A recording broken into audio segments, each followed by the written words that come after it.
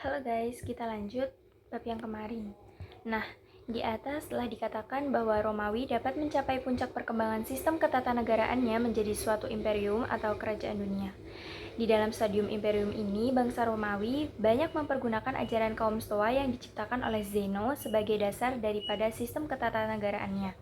Dan sesungguhnya lah bahwa ajaran dari kaum Stoa ini yang memungkinkan Romawi dapat menjadi suatu kerajaan dunia, karena ajaran kaum Stoa tadi bersifat universalistis yang tidak terbatas pada city-state saja seperti universalismenya bangsa Yunani, tetapi universalisme dari kaum Stoa tadi meliputi seluruh dunia dan bersifat kejiwaan.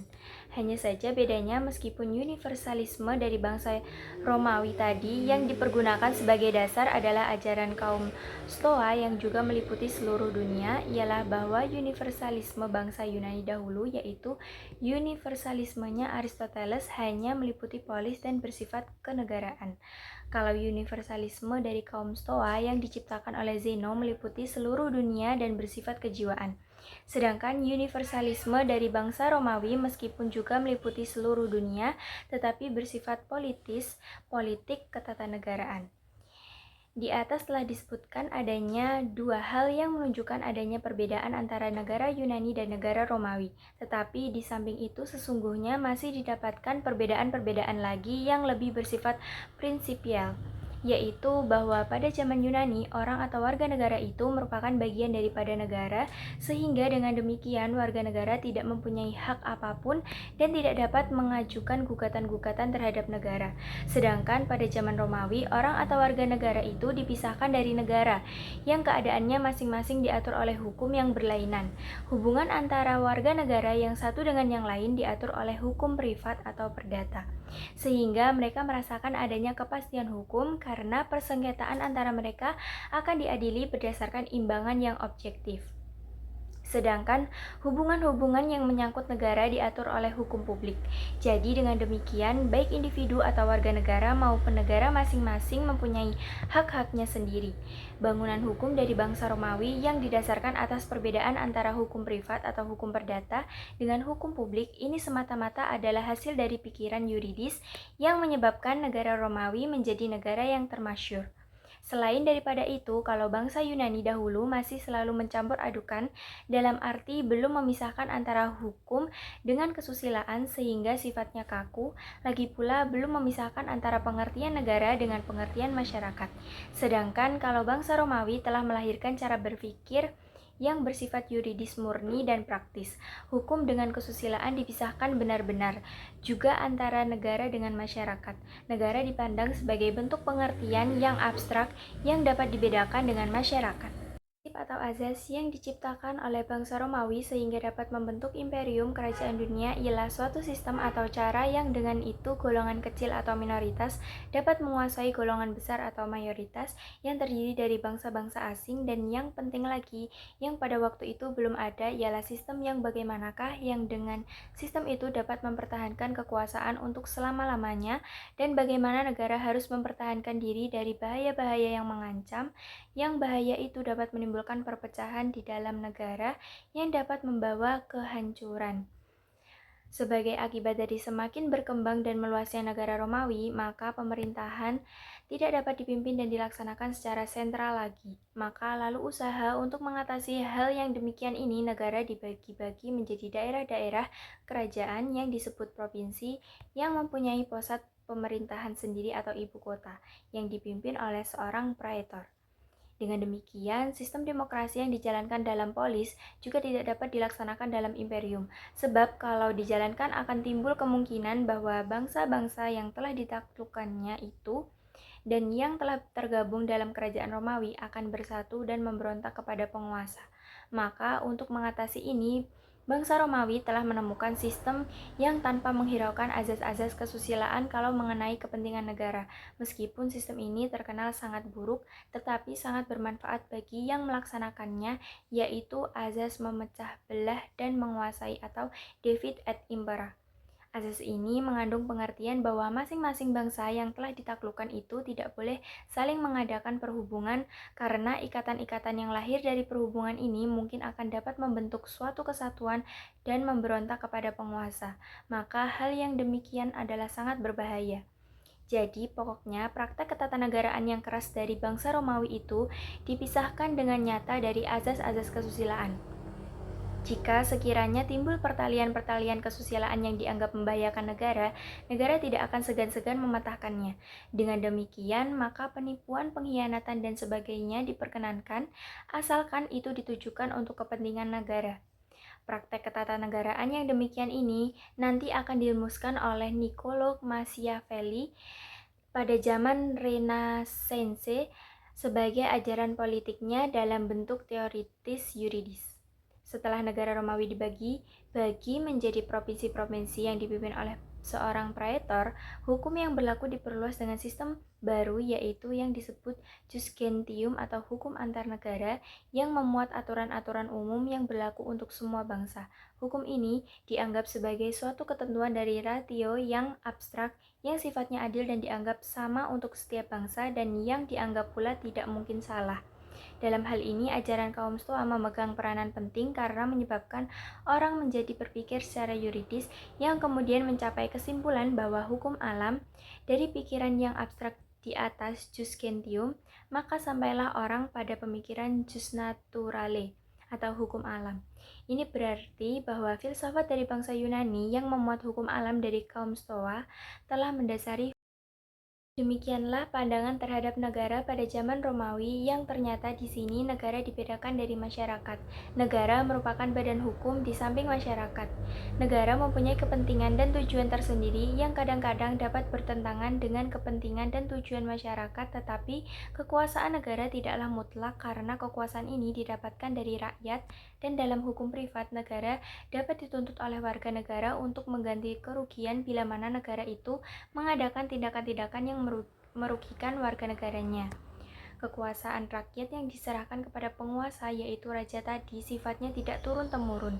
Jadi, setiap pengangkatan raja baru, rakyat menyerahkan kekuasaannya kepada raja yang baru tadi dan sesudah itu, rakyat tidak dapat mencabut kembali. Hal inilah yang memberi alasan bagi penguasa untuk bertindak sebagai diktator. Dan hal demikian memang permula-mulan terjadi yaitu kira-kira pada tahun 48 SM. Julius Caesar menjadi seorang diktator untuk seumur hidup yang mengakibatkan Romawi yang demokrasi kemudian menjadi monarki. Tetapi sekalipun demikian kekuasaan negara yang tertinggi tetap pada seorang rakyat dan berasal pula dari rakyat. Jadi anggapan mereka kekuasaan kaisar sama dengan kekuasaan raja. Terhadap keadaan yang demikian ini, Polybius mengatakan bahwa Romawi merupakan pemerintahan yang mempersatukan unsur-unsur demokrasi, aristokrasi, dan oligarki. Polybius ini adalah salah seorang ahli pemikir besar tentang negara dan hukum pada zaman Romawi.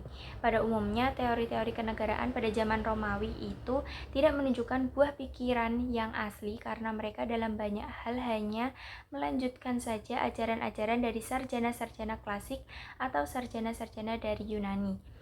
Bahkan sesungguhnya lah Romawi merupakan ahli waris daripada Yunani. Tetapi meskipun demikian, ajaran-ajaran mereka itu cukup bernilai tinggi untuk dipelajari karena teori mereka ditanamkan pada praktek-praktek ketatanegaraan mereka yang besar pengaruhnya terhadap negara-negara di dunia yang bekas-bekasnya masih dapat dilihat hingga dewasa ini. Misalnya sistem hukum mereka. Dengan demikian, sampailah kita membicarakan ajaran-ajaran dari sarjana-sarjana Romawi. 1. Polybius. Polybius itu sebetulnya adalah seorang ahli sejarah yang berkebangsaan Yunani. Tetapi oleh karena sesuatu hal ia pernah dipenjarakan di Romawi, dia adalah seorang yang rajin, tekun, dan cakap. Ini terbukti meskipun ia dipenjarakan, tetapi selama di penjara itu ia sempat dan dapat mengadakan penelitian tentang sistem dan susunan ketatanegaraan di Romawi. Dan setelah ia dikeluarkan dari penjara, ia mengadakan perjalanan keliling dunia antara lain ke Afrika, Tujuannya tidak lain adalah juga untuk mengadakan penelitian, dan ternyata dari hasil-hasil penelitiannya itu ia dapat menghasilkan suatu teori kenegaraan yang mengagumkan, antara lain teori tentang perubahan bentuk-bentuk negara. Ajarannya kemudian terkenal dengan nama siklus teori.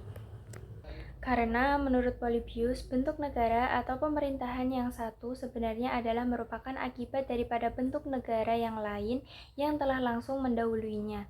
Dan bentuk negara yang terakhir itu tadi kemudian akan merupakan sebab daripada bentuk negara yang berikutnya. Demikianlah seterusnya sehingga nanti bentuk-bentuk negara itu dapat terulang kembali. Jadi dengan demikian di antara berbagai-bagai bentuk negara itu terdapat hubungan sebab akibat. Bentuk-bentuk negara itu berubah-ubah sedemikian rupa sehingga perubahannya itu merupakan suatu lingkaran, suatu siklus, maka dari itu teorinya disebut siklus teori. Menurut ajaran Polybius, bentuk-bentuk negara itu dapat digolongkan menjadi 3 golongan besar yang kemudian masing-masing golongan itu dibedakan lagi menjadi 2 jenis. Dengan demikian, kita dapat menarik suatu kesimpulan bahwa dalam garis besarnya ajaran-ajaran dari Plato, Aristoteles, dan Polybius tentang bentuk-bentuk negara pada prinsipnya adalah sama, ialah bahwa mereka berpendapat ada 3 bentuk negara ini yang pokok, yang kemudian masing-masing bentuk itu dibedakan lagi menjadi 2 jenis sehingga lalu ada 6 bentuk negara yang meskipun sesungguhnya tidak 3 bentuk yang lain itu hanya merupakan ekses saja daripada 3 bentuk yang pokok tadi. Inilah yang kemudian terkenal sebagai ajaran tentang bentuk-bentuk negara pada zaman kuno yang bersifat klasik tradisional. Perlu juga diketahui bahwa menurut Polybius dalam kerajaan Romawi itu dapat dicapai bentuk pemerintahan yang paling baik karena dipersatukan di dalamnya unsur-unsur yang terbaik dari berbagai macam bentuk pemerintahan yang dibedakan oleh satu sama lain semata-mata menurut ajaran Aristoteles. Hanya saja hubungan kasual, hubungan sebab akibat antara bentuk pemerintahan atau bentuk negara yang satu dengan yang lain itu dalam ajaran Aristoteles belum dikatakan dengan tegas seperti halnya dalam ajaran Polybius. Hubungan sebab akibat itu oleh Polybius diterangkan sebagai berikut. Menurut Polybius, di mana-mana bentuk monarki adalah merupakan bentuk yang tertua yang didirikan atas kekuasaan dari rakyat yang merupakan kesatuan berhubung dengan kecenderungan-kecenderungannya yang berdasarkan alam. Cita-cita akan keadilan dan kesusilaan telah menyebabkan orang pada mulanya sangat menghargai bentuk monarki tersebut. Dalam monarki ini, kekuasaan negara dipegang oleh satu orang tunggal yang berkuasa dan berbakat dan pula mempunyai sifat-sifat yang lebih unggul daripada warga negara yang lain. Maka lalu mendapatkan kepercayaan untuk memerintah. Penguasa yaitu raja semula melaksanakan kekuasaannya untuk kepentingan umum, artinya kepentingan rakyat sangat diperhatikan. Jadi sifat pemerintahannya adalah baik. Tapi, lama-kelamaan keturunan dari raja itu tidak lagi menjalankan pemerintahan untuk kepentingan umum, melainkan hanya untuk kepentingan diri sendiri saja. Dan ia mulai memerintah dengan sewenang-wenang, rakyat sangat tertindas, kepentingannya tidak mendapatkan perhatian sama sekali. Maka menjadilah sekarang negara itu hanya diperintah oleh satu orang tunggal yang sifat pemerintahannya sangat jelek. Ini menyebabkan bentuk A itu berubah dari monarki menjadi tirani. Oleh karena pemerintahan dari seorang tirani ini bersifat sewenang-wenang, maka muncullah kemudian beberapa orang yang berani dan mempunyai sifat-sifat baik atau kaum bangsawan. Mereka ini bersatu tampil ke muka dan mengadakan pemberontakan. Setelah kekuasaan beralih ke tangan mereka, mereka menjalankan pemerintahan dengan sangat memperhatikan kepentingan umum. Maka menjadilah sekarang negara itu pemerintahannya menjalankan yang dalam dipegang oleh beberapa orang. Pemerintahannya itu sangat memperhatikan kepentingan rakyat, kepentingan umum. Ini menyebabkan bentuk negara itu berubah dari bentuk tirani menjadi aristokrasi. Pemerintahan aristokrasi ini memang mula-mula adalah baik, tetapi lama-kelamaan mungkin juga keturunan mereka yang kemudian memegang pemerintahan itu tidak lagi menjalankan pemerintahan itu untuk melaksanakan keadilan dan kepentingan umum, tetapi yang diperhatikan hanyalah kepentingannya sendiri. Maka lalu negara itu sekarang kekuasaan pemerintahannya dipegang oleh beberapa orang yang sifat pemerintahannya adalah sangat buruk. Ini menyebabkan bentuk negara itu berubah dari bentuk aristokrasi menjadi oligarki. Karena dalam oligarki ini tidak terdapat keadilan, maka rakyatlah kemudian yang memberontak, mengambil alih kekuasaan negara untuk memperbaiki nasib mereka. Negara di mana pemerintahannya dijalankan oleh rakyat dan yang tujuannya untuk melaksanakan kepentingan rakyat, Ini menyebabkan berubahnya bentuk negara dari bentuk oligarki menjadi demokrasi. Semula, pemerintahan yang dilaksanakan oleh rakyat ini memang baik karena sangat memperhatikan kepentingan umum dan sangat menghargai persamaan serta kebebasan. Tetapi kemudian, lama-kelamaan kebebasan itu tidak lagi dihargai karena mereka menganggap bahwa kebebasan itu merupakan suatu hal yang biasa. Malahan mereka ingin bebas sama sekali dari peraturan-peraturan yang ada. Akibatnya lalu timbul kekacauan, kebobrokan, korupsi merajalela di mana-mana sehingga peraturan hukum yang ada tidak lagi mempunyai kekuatan mengikat. Bahkan mereka bebas untuk berbuat sesuka hatinya, masing-masing orang ingin mengatur dan memerintah. Inilah yang menurunkan derajat demokrasi dan merubah bentuk negara dari demokrasi menjadi ohlokrasi. Dari keadaan yang serba kacau balau di atas, di mana rakyat hidupnya berada di luar batas-batas ketertiban dan kesusilaan, timbullah keinginan untuk memperbaiki nasibnya. Bersamaan dengan itu, kemudian muncullah seorang yang kuat dan berani, yang dengan jalan kekerasan akhirnya dapat memegang kekuasaan. Maka kekuasaan pemerintahan beralih ke tangan seorang tunggal lagi, dan yang dalam menjalankan pemerintahan negara sangat memperhatikan kepentingan umum karena memang ingin memperbaiki nasib rakyatnya yang sudah bobrok itu. Dengan demikian, timbullah kembali bentuk negara monarki.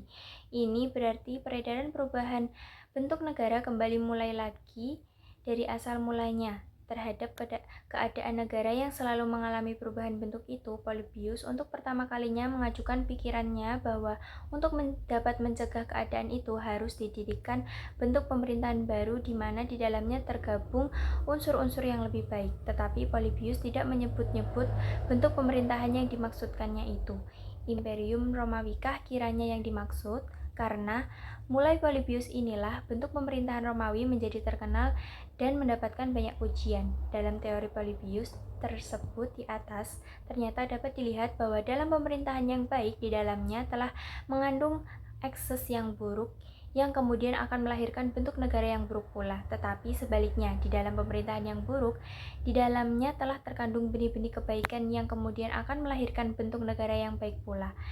Keberatan atau kelemahan yang dapat diajukan terhadap siklus teori Polybius itu ialah bahwa gambaran tentang timbulnya negara-negara baru itu dipikirkannya dalam gambaran yang sangat sederhana bila dijajarkan dengan keadaan yang senjatanya yang meskipun dalam teori Polybius itu tersimpul pikiran-pikiran yang logis.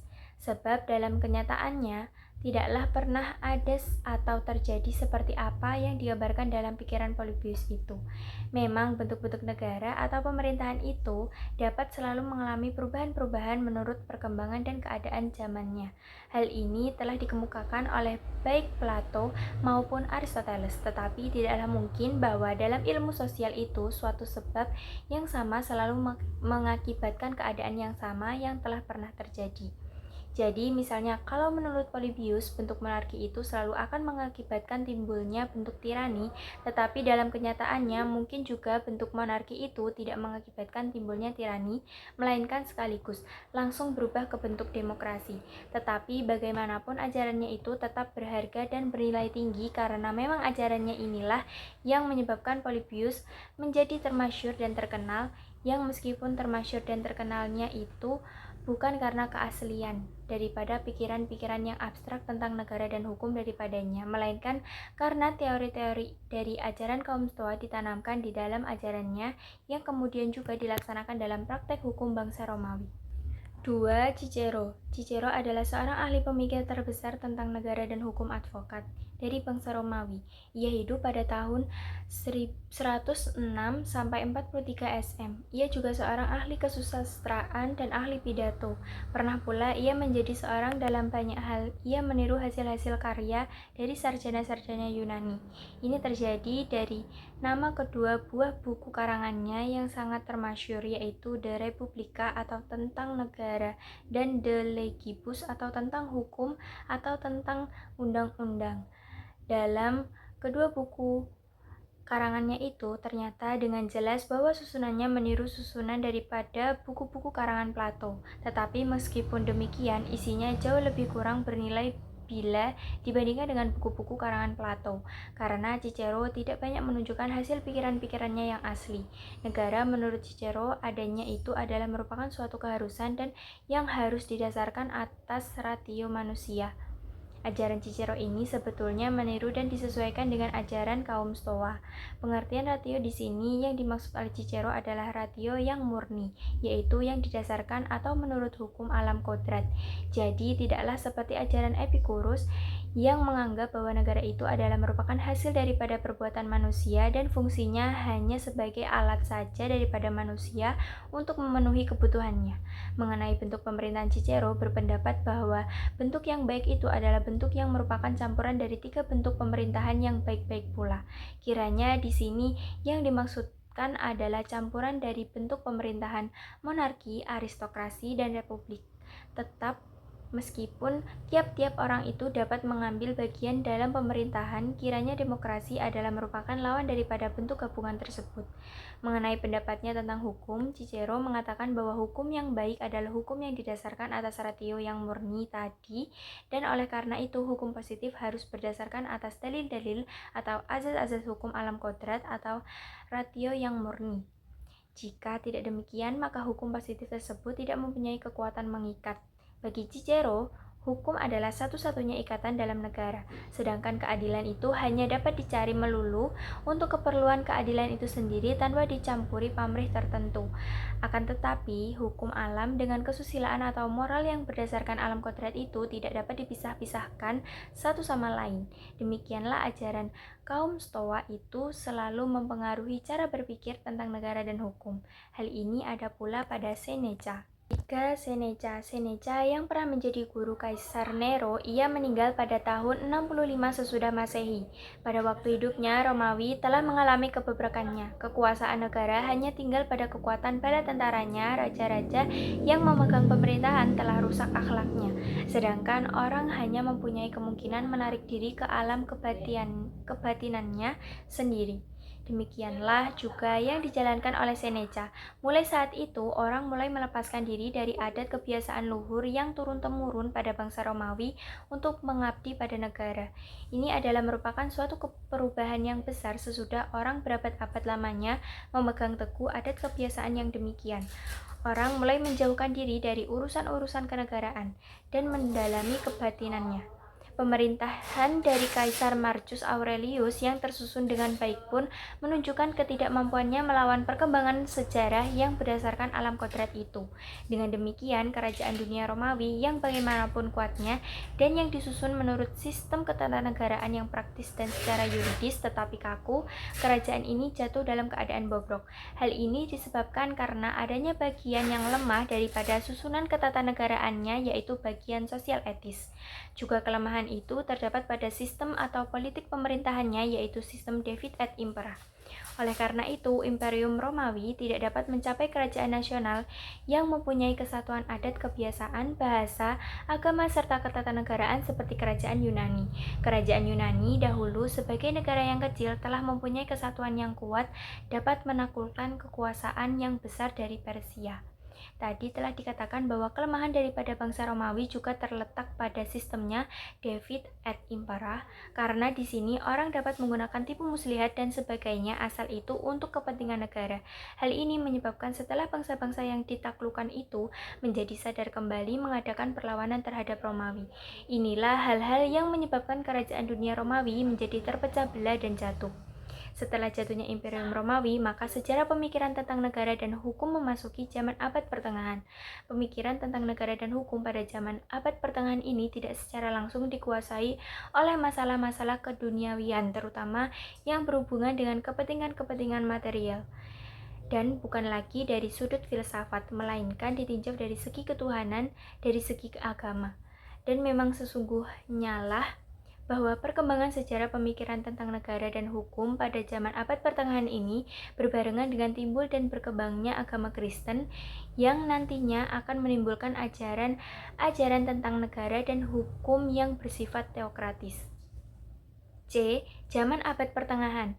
Di atas telah dikatakan bahwa setelah jatuhnya Imperium Romawi, sejarah pemikiran tentang negara dan hukum memasuki zaman baru, yaitu zaman abad pertengahan. Biasanya orang berpendapat bahwa zaman abad pertengahan ini dimulai dengan tahun 476, yaitu tahun keruntuhan kerajaan Romawi Barat.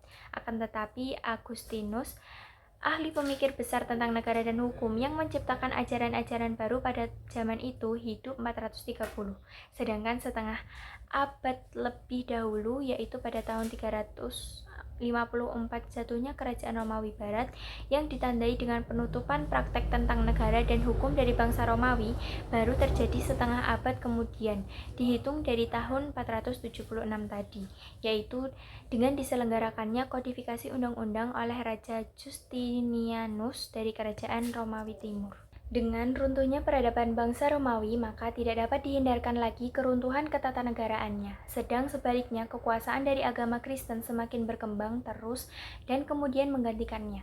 Karena tidak sedikit kaisar-kaisar yang memberi hati kepada penganut-penganut agama Kristen ini, maka kemudian timbul susunan organisasi gereja yang ada hubungannya dengan urusan-urusan keduniawian, yaitu suatu kekuasaan keduniawian yang semula ditolak oleh kaum gereja, tetapi dalam perkembangan selanjutnya hal ini merupakan suatu soal yang tidak dapat diabaikan.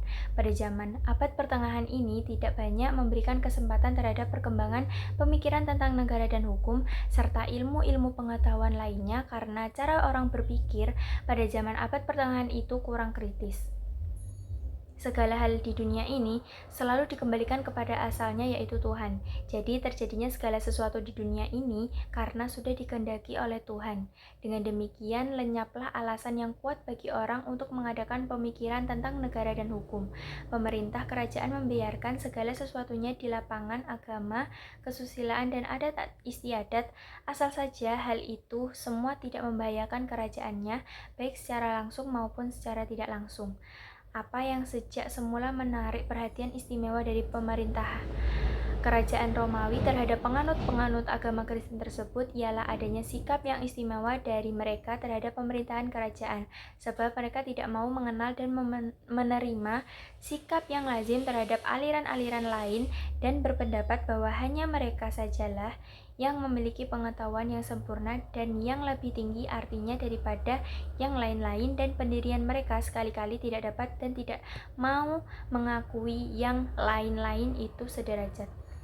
Dengan demikian, agama Kristen sejak semula telah menimbulkan persoalan-persoalan baru, yaitu persoalan tentang gereja dan negara. Inilah antara lain dianggap oleh raja-raja sebagai alasan untuk mengejar, menangkap, dan mengusut secara kejam terhadap penganut-penganut agama tersebut. Tetapi hal ini semua tidaklah mematikan agama tersebut, melainkan malahan makin menambah banyaknya penganut-penganut agama tersebut.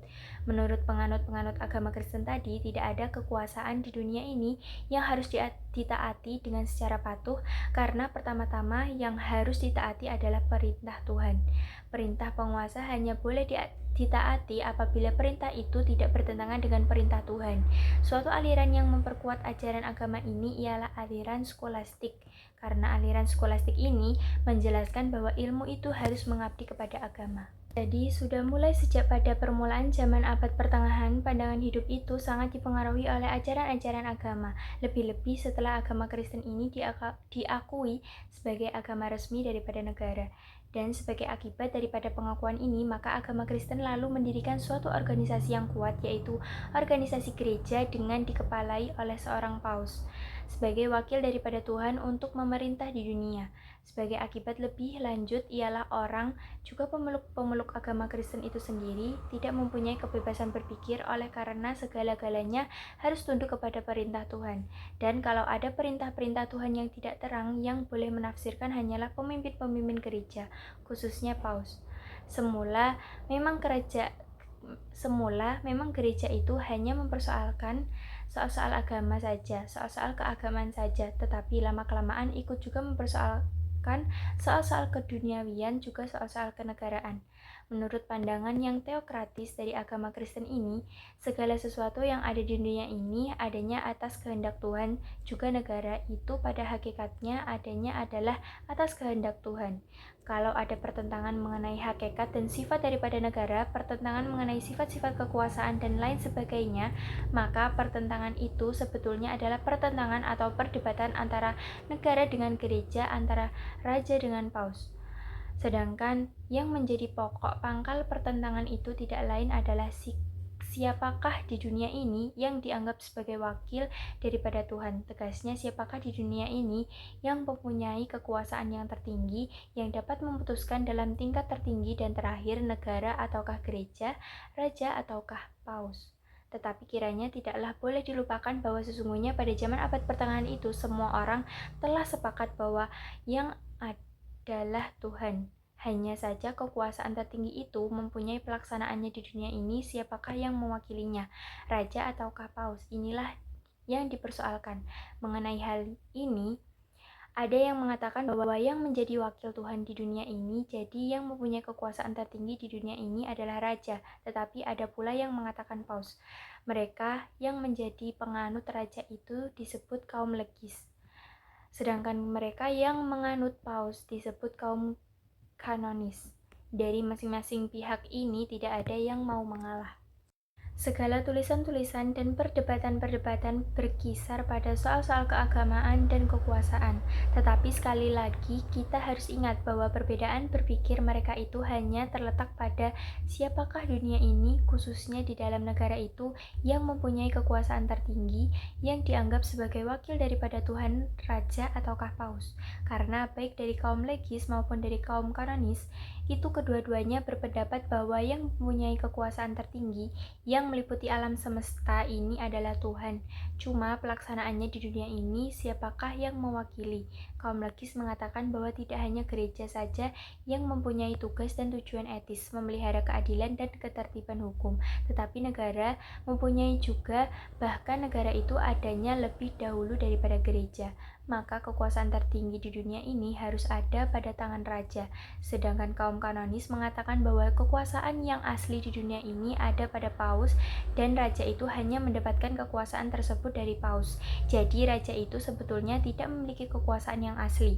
Oleh kaum kanonis, kekuasaan yang ada pada paus dan yang ada pada raja itu diumpamakan seperti halnya matahari dengan bulan, bahwa sinar yang asli itu ada pada matahari, sedangkan bulan tersebut hanya mendapatkan sinar dari matahari. Dengan timbulnya pertentangan-pertentangan tersebut di atas, maka akibatnya lalu ada dua macam hukum, yaitu satu, hukum yang mengatur soal-soal kenegaraan atau keduniawian. Dua, hukum yang mengatur soal-soal keagamaan atau kerohanian. Dengan demikian juga terdapat dua macam kodifikasi hukum, yaitu satu, kodifikasi hukum yang diselenggarakan oleh Raja Theodosius dan juga oleh Raja Justinianus. Ini adalah kodifikasi daripada peraturan-peraturan yang dikeluarkan oleh negara. Kodifikasi ini disebut corpus juris. Dua, kodifikasi yang diselenggarakan oleh Paus Innocentius.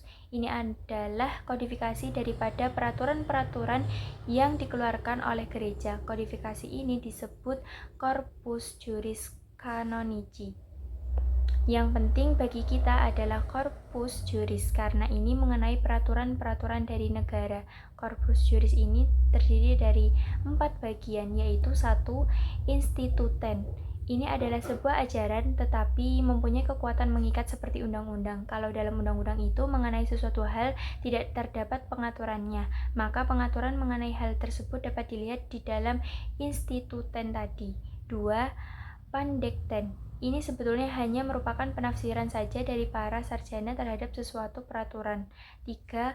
Kodeks. Ini adalah peraturan-peraturan atau undang-undang yang ditetapkan oleh raja. 4. Novellen. Ini adalah tambahan-tambahan daripada sesuatu peraturan atau undang-undang.